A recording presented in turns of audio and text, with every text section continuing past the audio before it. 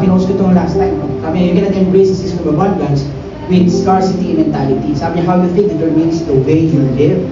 Kaya very important, may season na nagbago, pero you have to change your mind. Ibig sabihin mga kapatid, kahit may ginagawa ang Diyos na maganda, pero pag ang mentality mo hindi nakaayon sa ginagawa ng Diyos, hindi mo na-appreciate. For example, pag scarcity mentality ka, pag sinabi scarcity mga kapatid, lagi nakikita mo yung lack, yung demand. Ang nakikita mo, uy, under yung ano natin ah. Scarcity mentality yun eh. Hindi bagay sa atin yan eh. I say amen. Ang bagay sa iyo mga kapatid, abundance. Bakit? May nakikita ka kung saan ka kukuha.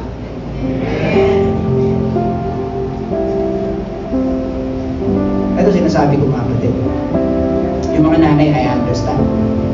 Siyempre, sa pag nagba-budget eh. Alam mo, pag kulang yung budget eh. May nito. Naiintindihan mo na yan. Budget. Naiintindihan na. Okay lang yun, ganun talaga eh. Pero ito yung importante din makita mo sa mga nagbabudget. Pag nagbabudget ka, dapat na tinitingnan mo, hindi kung anong meron ka, kundi anong meron siya. Kasi kung anong meron ka, talagang kukulang minsan eh. Pero kung anong meron siya, hindi pwedeng magkulang. Amen. Amen. Kung dito parang hindi sako pa, eh sa kanya sakot eh. He can command a blessing eh. Nahihimik tayo at baka walang nakamay sa akin mga nanay yan. Pastor, ngayon wala mo nakamay. I say amen. Do you understand mga kapatid? Again, mentality. Bibili ka ng bigas, ang taas na ng bigas. 53 ngayon, 55 na. Mamaya, 60 na. Sabi ni Bobo, 20. Diba naman yan? Scarcity mentality yan. Eh kung abundance mentality, ang gagawin mo, uy, 55. Uy, salamat Lord, may pambili pa ako. Thank you. See? Mentality, how you see your life eh. Kaya it will determine how you live. Si Jesus Christ, walang bank account. Oh, I see. Pero never ko siya nakita, mga kapatid, nag-alala. May karamdaman, sabi, may sakit ba yan? Dun. Ha? Ito po, Lord, may ketong. Oh, may ketong ba yan? Nakita mo si Lord na gano'n? Sige, magaling ka na. Layo. Gano'n ba siya? Hindi, alam niya eh. Anong meron siya eh? May kulang? Nandito. Ang provision. Yun ka. Meron.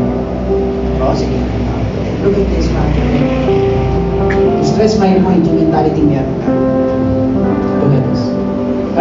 You have the mind. You have the mind of Christ. Kung anong iisip si Kristo, meron ka daw eh. Kaya you have to align yourself kung paano mag-isip ang ating hari. Yung ka ngayon dito. Kaya nga, renew. Going back sa original mentality. Hindi ka pwedeng magkulang. Talapakan nga natin ang Panginoon. Kaya mga kapatid, naging malinaw, mga kapatid. Sabi ko nga, sige Lord, I will just speak this. Yung kaharian ng Panginoon. Kasi parating na siya. Ang prayer nga this year, Lord, open up doors to speak the kingdom, the gospel of the kingdom of God and His grace. So I want to share it kahit sa mga churches. Kasi nakita ko mga kapatid itong solution. Dahil nakita mo kung sino ka ngayon kay Kristo. Lagi binibisita lagi ng tao, yung dating ikaw. Wala na yun eh. Dapat makilala mo yung toong ikaw ngayon. Itinago kay Kristo. Pero yung mga sinabi niya, no? Itinago ka na. Tapos dahil ang karunungan na kay Kristo. Paano magkukulang ka? Tama ba mga kapatid? Doon sa akin natin. Palapakin natin ang Panginoon. Tama! Oo. O, sige mga kapatid. Ibig sabihin mga kapatid. Look at this. Tingnan natin ito ah. This will be my last point mga kapatid.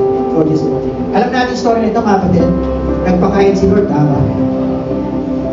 Ilan ang pinakain niya?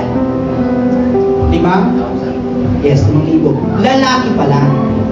So, ibig more than yan. Tama, may ano. More than sila mga roughly 15,000 siguro. Kung kasama yung mga bata. So, pinakain ng Panginoon. Pero tandaan na, ginamit lang. Tinapay, 2 isda. Pero makita natin mga pinakita sa story, alam na natin, hindi buong story yan.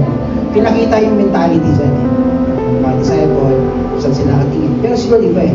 Pinakita ng Panginoon anong gagawin mo, anong makikita mo sa ginawa niya. Binigay sa kanya yung 5 loaves and 2 fish. Look at this. First, ang ginawa niya, looking up to, ayun ang ginawa niya una eh. Hindi niya tingnan yung, kasi kung titingnan niya ito, kulang. Ulitin ko. Nung binigay sa kanya yun, kung titingnan siya dito, kulang. Siya ang ginawa niya doon. Kasi doon hindi kulang. Sobra-sobra. Yun na, abundance mentality. Abundance mentality, lagi nakakabit kung anong meron ka sa Diyos. Hindi ko anong meron ka sa lupa. Oh, I say amen. Tapos anong sunod ginawa? He gave. See? Pasasalamat. Minsan minamalit natin pasasalamat. Pero tandaan natin, ang susi ng multiplication, pasasalamat. Nung nakita niya yung abundance sa Panginoon, hoy, ikaw ang source. Thank you, Abba. Abba, thank you, Lord. O, ano ginawa next? Pinapira. O, bakit kailangan pira-pira siya? Again, it's a picture of what? Management. Actually, yung upuan niya, pinag-50-50, everything. Ang tawag ko, management yun. Hindi financial dawa, no? You manage whatever you have. Manage. Ito muna gawin natin. Sige, yan ang hawak natin pera eh. Ang tawag doon, being faithful to what you have. But you are looking up. At nagpapasalamat ka. Bakit? Kasi alam mo, ano nangyari sa 7 day? Look at this. Lahat daw nakakain and we're busog, sobrang busog mga kapatid. At hindi lang yung nangyari mga kapatid, ilan natira? 12 baskets full of broken. Ang dami pang natira, overflow. Mentality ni Jesus Christ eh. Hindi sinabi ko, yan gagawin Diyos sa ibang ano, hindi kasya yan. Hindi, ayan pa. Ayan na. Dahil ang Diyos mga sinasabi ng Panginoon. Lahat tayo dito, you have your own 5 loaves of fish. Kung sinilang kami, dala-dala kang 5 loaves of fish to offer Him. Parang sa tingin mo, maliit yan. Hindi maliit yan. Pag yan ginamit mo, ginagamit mo sa Panginoon, marami ang mabibless. Marami mapagpapala. Tama ba? Yun ang prinsipyo niyan eh. Nung bata eh. Kaya sabi ng Panginoon, unless you become a child, you will not enter the kingdom. Ang implication nun, hindi yung kingdom of God doon the kingdom of God here. Pag hindi ka magiging bata, tulad ng bata, ano bang bata mga kapatid? Walang imposible sa bata. Madaling maniwala. Pero mo, ang dami kakain, pero naniwala siya, bigay mo kay Lord. Kain-kain na yan. I see. Kaya mga kapatid, huwag mong mamalitin sa sarili mo. Ulitin ko nga. Word ni Lord, huwag mong mamalitin sa sarili mo. Kasi si Lord hindi kami namaliit. Yung ibang tao paring maliitin ka. Kasi hindi ka lang kilala. Ulitin ka, yung ibang tao pwede kang maliitin. Huwag kang ma-open. Hindi ka lang nila kilala. Aba, kaya mo lang. Ang mahalaga si Lord, hindi kami namaliit. Bakit? Kilala ka niya. Ulitin ko, kilala ka niya. O sabi mo, kapatid, kapatid, kilala ka niya. Sa kabila, kapatid, kilala ka niya. Ano ibig sabihin? Alam na yung value na dala-dala mo. Kaya nga siya namatay sa krus, mga kapatid. Kaya siya namatay sa krus eh. Alam niya may dala-dala ka dito sa mundo eh. Tama ba? Again, ulitin ko mga kapatid.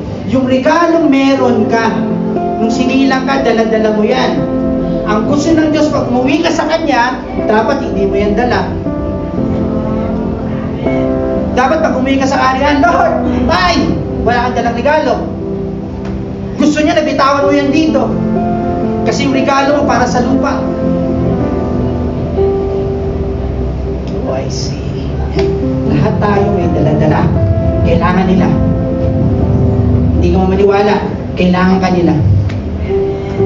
Kaya ka nandito. Para makilala mo kung sino ka, para ibigay mo yung meron ka. Ulitin ko, may mga negosyo pang niluluto dito. May mga negosyo pang niluluto dito. May eskwelahan pang lalabas dito. May mga leaders na ipoproduce ang ministry ito. Specific political leaders. Kung ayaw nyo, sige, yung anak ko na lang. I say amen. Bakit hindi?